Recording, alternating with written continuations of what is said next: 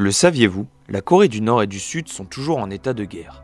C'est le cas car malgré un armistice signé le 27 juillet 1953, il n'y a pas eu de traité de paix. Surtout que pour chacune des Corées, il n'y en a qu'une seule qui existe.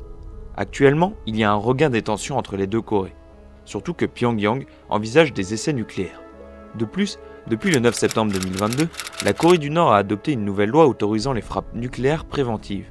En réponse à ces éventuels tests, les États-Unis et la Corée du Sud sont mobilisés et envisagent une réponse ferme et forte.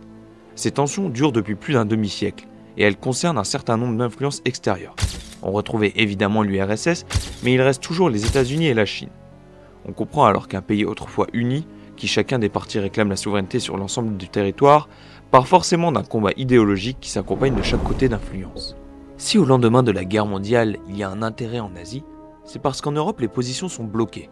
Plus personne ne peut avancer son influence et les deux blocs se font face. C'est pourquoi il y a un intérêt à voir ailleurs, là où il y a des zones libres d'influence. Bonjour à tous, je suis votre narrateur et c'est dans le contexte de regain des tensions que nous allons revenir sur l'un des événements majeurs de la guerre froide, la guerre de Corée.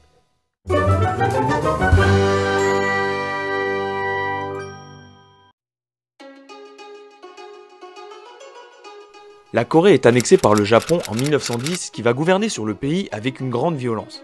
En 1941, le Japon se lance dans la guerre mondiale face aux États-Unis dans le Pacifique, et le peuple coréen sera fortement exploité durant la période. Finalement, la Corée est libérée en 1945 de l'occupation japonaise. Au lendemain de la guerre, un problème s'oppose, la réunification de la Corée. Car après la Seconde Guerre mondiale, la Corée est divisée en deux parties coupées par le 38e parallèle.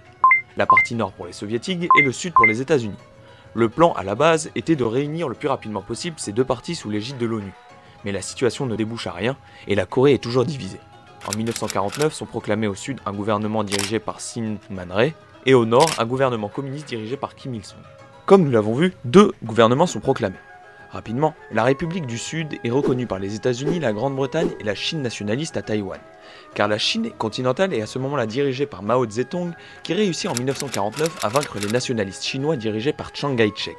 Il programme la République populaire chinoise le 1er octobre. C'est un allié des soviétiques qui est tout naturellement proche de la Corée du Nord. Après la création de ces deux partis, les troupes soviétiques et américaines évacuèrent leur zone d'occupation.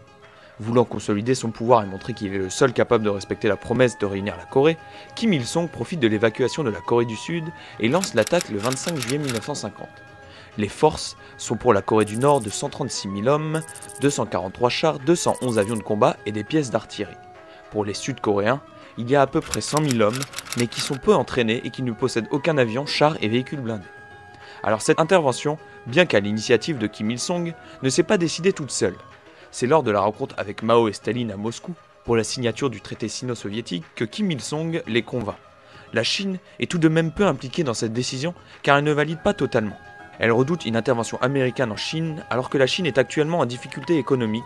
Staline est enthousiaste, mais tient quand même à prévenir Kim Il-sung qu'en cas d'échec, il ne viendrait pas voler à son secours. Beaucoup de gens pensent qu'il y a eu des soldats soviétiques impliqués directement dans le conflit, ce qui n'est pas vraiment le cas. Il y a tout de même eu quelques interventions d'équipes officiellement coréennes qui étaient en fait dirigées par des soviétiques. Malgré ça, l'aide de l'URSS est conséquente. Il y a 1000 trains de matériel et de munitions sophistiquées de production récente et 5000 conseillers militaires. La progression de l'intervention se fait rapidement. Le 21 juin 1949, Séoul est conquise et le 15 septembre, il ne reste au sud que le district de Pusan. Le camp communiste fut induit en erreur. Pour Staline et Kim Il-sung, la conquête de la Corée du Sud devait être de tout repos. Ils se disent ça car ils pensaient s'attaquer à un territoire hors du périmètre américain. Le 12 janvier 1950, Dean Acheson, secrétaire d'État américain, disait que le périmètre de défense des États-Unis va des îles Aléoutiennes au Japon. Dans ce cas-là, la Corée du Sud est exclue du périmètre. Cette déclaration est même réaffirmée par MacArthur. Mais en réalité, ce n'est pas le cas. La position coréenne vis-à-vis des États-Unis fut rectifiée mais pas en public. Donc l'URSS et la Corée du Nord n'étaient pas au courant. Dès le départ de la guerre, les États-Unis prennent une position forte au sein du Conseil de sécurité. Et une première résolution est votée le 26 juillet, demandant le renvoi immédiat des troupes coréennes derrière le 38e parallèle. Le lendemain, une seconde résolution est votée qui décide d'apporter à la République coréenne toute aide nécessaire pour repousser l'invasion. Et c'est là qu'intervient la seconde erreur de Staline. Car depuis le début de l'année, l'URSS n'occupe pas son siège au Conseil de sécurité.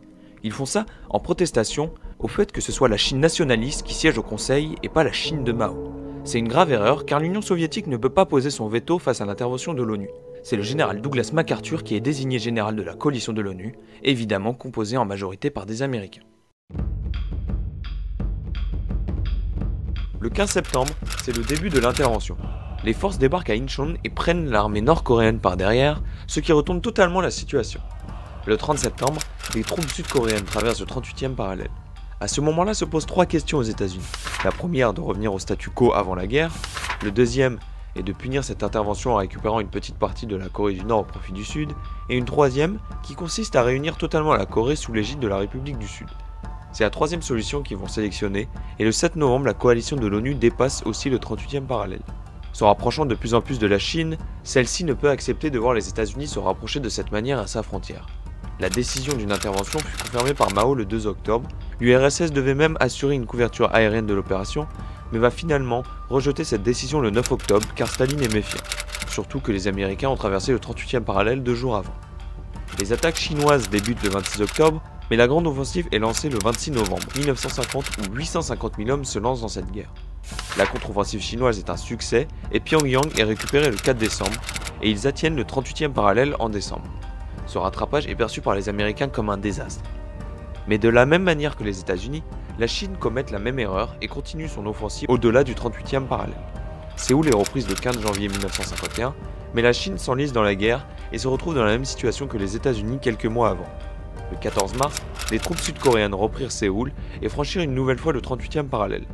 Le général MacArthur demande l'utilisation de la bombe nucléaire contre la Chine, mais il est destitué le 11 avril par Truman pour sa proposition à vouloir étendre le conflit dans le Mandchourie.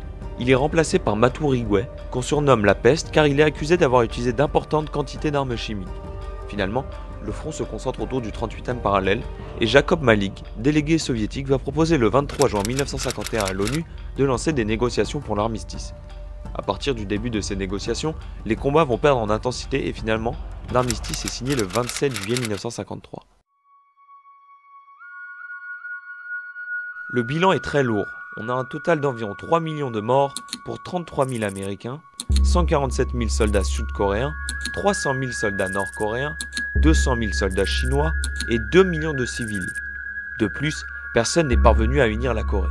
La position est même devenue encore plus radicale. Des familles entières ont fini séparées et comme on l'a vu en introduction, la Corée est encore au centre des tensions. Au niveau international, il y a aussi des conséquences. Tout d'abord, sans rentrer dans le détail, car ça mérite une vidéo tout entière, l'impact de l'information et de la propagande vis-à-vis de la guerre de Corée. Mais sinon, ce conflit va avoir un renforcement massif militaire en Occident. Les dépenses américaines vont par exemple passer de 12 milliards en 1949 à 50 milliards en 1953. Il y a aussi une forte augmentation au niveau de l'armement nucléaire. On passe en 1949 de 200 bombes à 1418 bombes en 1954 pour les États-Unis. La plupart de ces dépenses vont permettre aux États-Unis d'avoir des installations un peu partout dans le monde. C'est le cas car avec le conflit en Corée, les États-Unis sont de plus en plus méfiants à l'égard de l'Union soviétique. Ce conflit montre l'ambiguïté autour de la guerre froide, car il est clair que ce conflit est tout sauf froid. Même si l'URSS n'est pas impliquée directement, elle a eu un impact conséquent.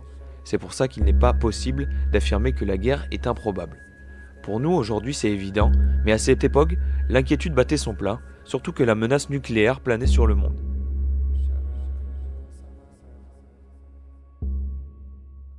Si vous êtes intéressé par la guerre froide, dans son ensemble, je vous recommande l'ouvrage La guerre de 50 ans de Georges-Henri Soutot, qui couvre l'ensemble de la période.